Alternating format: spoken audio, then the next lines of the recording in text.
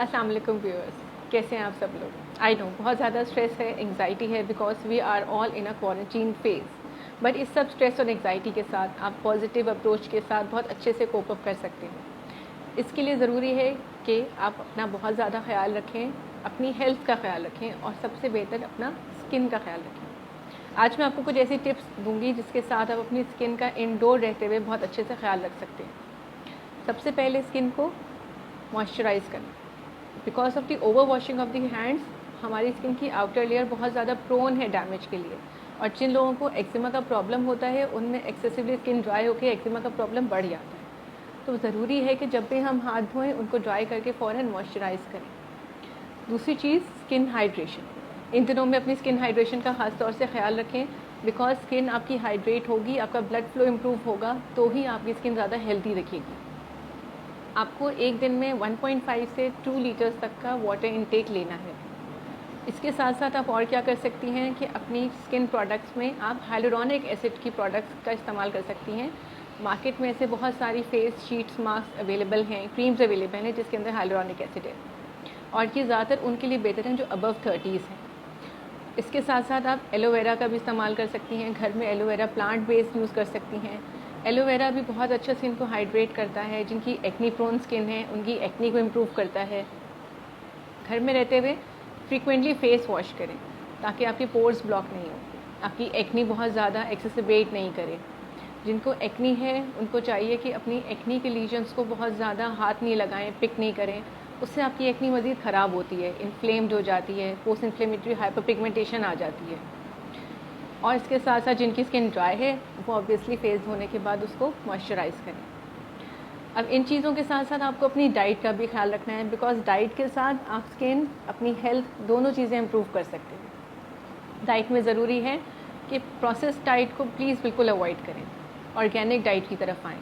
Organic diet में आप fresh fruits, vegetables, salads, nuts, इन सब चीज़ों का इस्तेमाल कर सकते हैं। They are rich in minerals and vitamins. इनके साथ आपकी स्किन बहुत अच्छी ग्लो करेगी। सिट्रस फ्रूट्स, स्पेशली लेमन का इस्तेमाल करें। Lemon water as a detox water भी आप यूज़ कर सकते हैं। फ़िश का इस्तेमाल करें। Fish is rich in omega 3 fatty acids and vitamin A, जो कि स्ट्रेस के साथ भी आपको कॉम्बैट करने में हेल्प करेगी।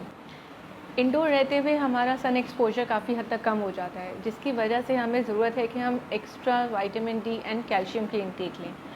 कौन से सोर्सेज से आप हासिल कर सकते हैं? Dairy products, they are very rich in calcium and vitamin D.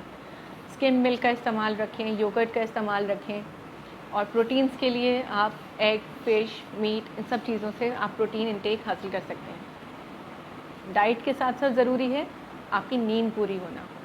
आपकी नींद अगर पूरी है तो आपका इम्यून सिस्टम बूस्ट करेगा।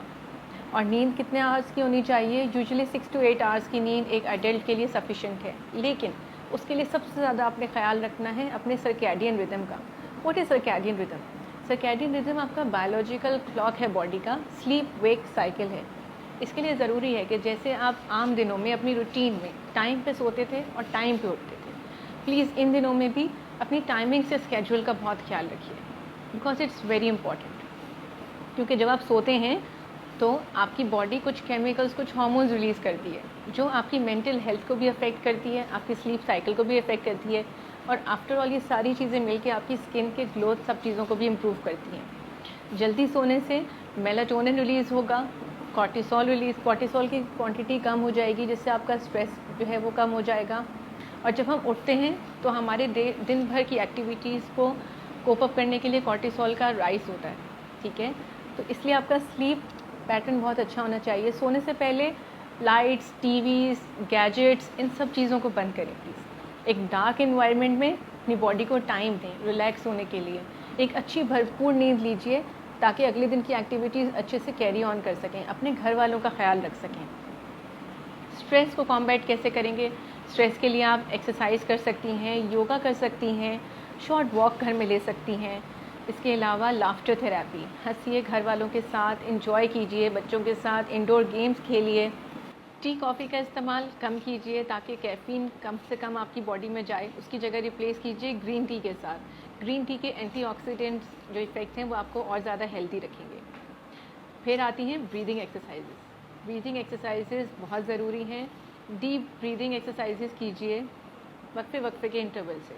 इससे आपके ब्लड में ऑक्सीजनेशन अच्छी इम्प्रूव होगी और आपका ब्लड फ्लो इम्प्रूव होगा। आप अंदर से हेल्दी होंगे तो यही सब चीज़ें आपकी स्किन के ऊपर भी रिफ्लेक्ट करेंगी।